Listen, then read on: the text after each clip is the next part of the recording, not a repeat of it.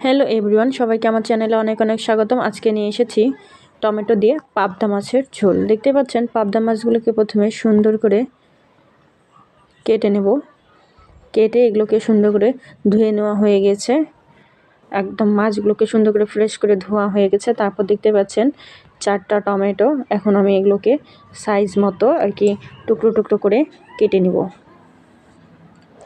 তারপর দেখতে পাচ্ছেন আমি মাছগুলোতে হলুদ লবণ দিয়ে সুন্দর করে মেখে চেখে নিচ্ছি। মাছগুলোকে সুন্দর করে আমার হলুদ লবণ মাখা হয়ে গেলে আমি এখন অন্যদিকে কিন্তু তেল গরম করতে দিয়ে দিয়েছি। আর আমি মাছগুলোকে সুন্দর করে লবণ আর হলুদ মেখে নিচ্ছি। দেখতেই পাচ্ছেন মাছগুলো কিন্তু মোটামুটি মিডিয়াম সাইজের। আর অন্যদিকে তো তেল মোটামুটি আমার গরম হয়ে গেছে। এখন আমি মাছগুলোকে এতে দিয়ে একটু হালকা লাল লাল করে ভেজে নেব। যারা যারা রেগুলার আমার চ্যানেলে ভিডিও দেখেন তাদেরকে তো অসংখ্য ধন্যবাদ। আর যারা নতুন যুক্ত হয়েছেন তাদেরকে অনেক অনেক ধন্যবাদ। এভাবেই আমাকে সাপোর্ট করবেন।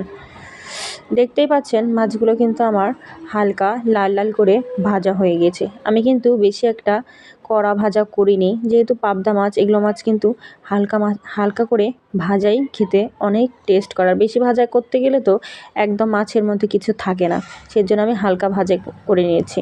অন্যদিকে তেলের মধ্যে আমি একটি তেজপাতা, সামান্য পরিমাণে কালো জিরা দিয়ে হালকা লাল লাল করে ভেজে নিচ্ছি।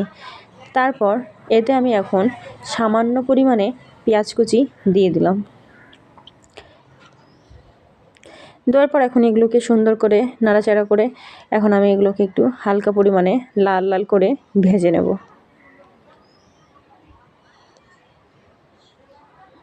যদিও আমি অতটাও পারফেক্টলি রান্না করতে পারি না, তারপরেও যতটুকু পারি ততটুকু আপনাদের সাথে শেয়ার করি, যেন আপনারাও নতুন কিছু আইটেম শিখতে পারেন।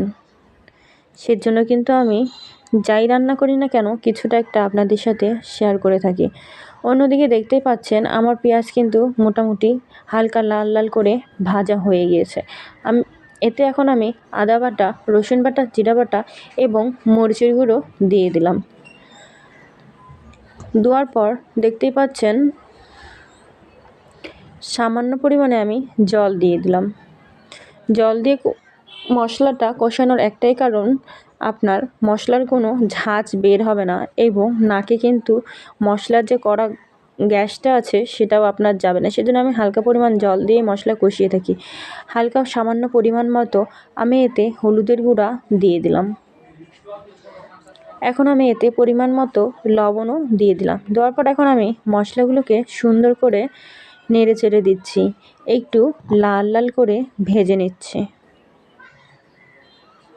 আবার কিন্তু আমি সামান্য পরিমাণে জল দিয়ে দিলাম। আমি কিন্তু সাধারণত রান্নার ক্ষেত্রে মশলাগুলো কিন্তু একটু একটু করে জল দিয়ে কষিয়ে থাকি। দেখতেই পাচ্ছেন আমার মশলার কালারটা কিন্তু অনেকটাই সুন্দর হয়েছে। আমি কিন্তু আস্ত গোটা কয়েকটা কাঁচামরিচও এতে দিয়ে দিলাম, কারণ অনেকেই কিন্তু তরকারির মধ্যে এই গোটা কাঁচামরিচটা পছন্দ করে। ঠিক সেরকমই আমাদের বাসায় আর কি সবাই কাঁচামরিচটা তরকারিতে গোটা পছন্দ করে থাকে, তাই আমি কিন্তু কিছু গোটা কাঁচামরিচ এতে দিয়ে দিয়েছি। দেখতেই পাচ্ছেন আমার মশলা কিন্তু ভাজা হয়ে গেছে। অন্যদিকে টমেটো আর নতুন আলু আমি কিন্তু টুকরো টুকরো করে কেটে রেখেছিলাম। এখন আমি সেই টমেটোগুলো সেই মশলার মধ্যে দিয়ে দেব। দেওয়ার পর এখন এগুলোকে সুন্দর করে আমি নেড়ে চেড়ে দিচ্ছি। দেখতে পাচ্ছেন মশলার সাথে টমেটোগুলো এবং আলুগুলো কিন্তু খুব ভালোভাবেই আমি মিক্সড করে দিচ্ছি, যেন মশলা এবং টমেটো একে অপরের সাথে সুন্দরভাবে মিক্সড হয়ে যায়। এখন আমি এগুলোকে কিছুক্ষণের জন্য ঢেকে দেব। দেখতেই পাচ্ছেন আমার টমেটো আর মশলাটা আমি কিছুক্ষণের জন্য ঢেকে দিলাম। প্রায় 5 মিনিট পর আমি কিন্তু ঢাকনা উঠিয়ে আবার এইগুলোকে হালকা পরিমাণে নেড়ে চেড়ে দিচ্ছি।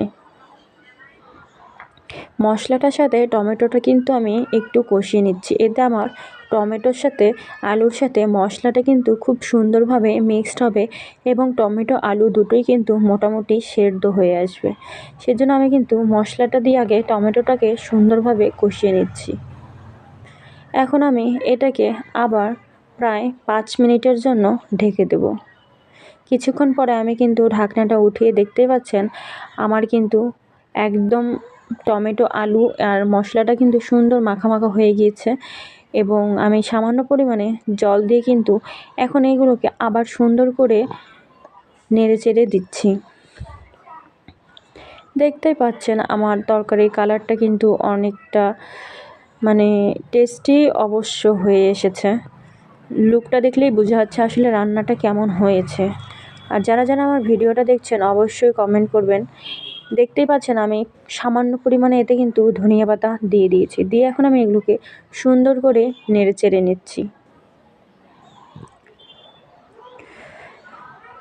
মশলাটা কিন্তু একদম বেশ একটা ভালোভাবে ভাজা ভাজা হয়ে গিয়েছে এবং মশলার যে গন্ধ ছিল সেটা মোটামুটি চলে গিয়েছে। এখন কিন্তু এতে আমি হালকা পরিমাণে জল দিয়ে কিন্তু আবার কিছুক্ষণের জন্য ঢেকে রেখেছিলাম।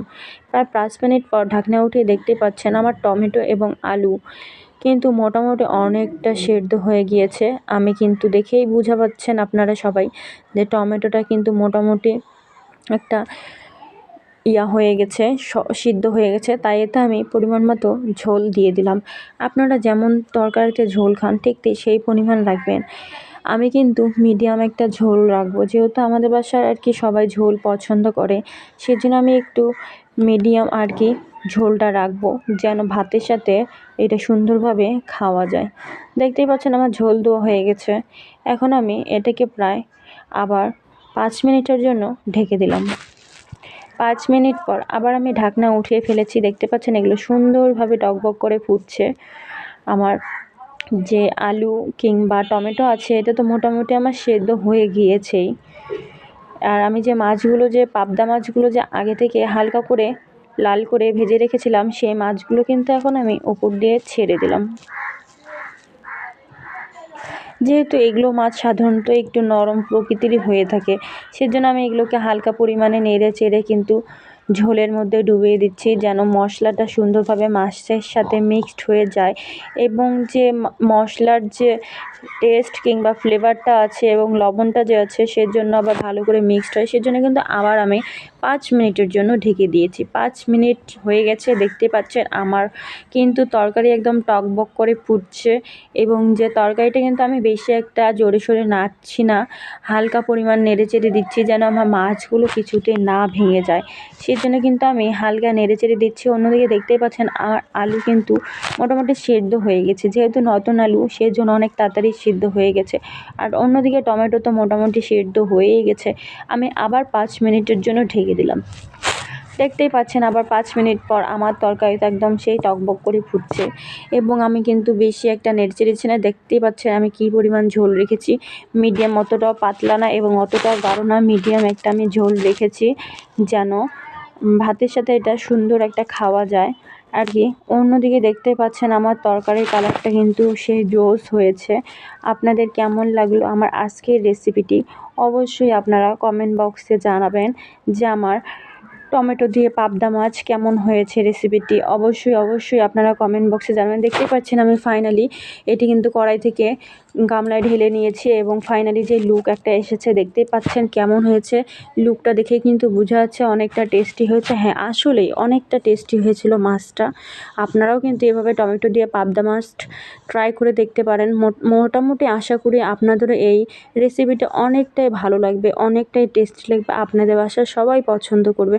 আর যারা এতক্ষণ ধৈর্য সহকারে আমার ভিডিওটা দেখছিলেন তাদেরকে তো অসংখ্য ধন্যবাদ। এভাবেই আপনারা সাপোর্ট করবেন।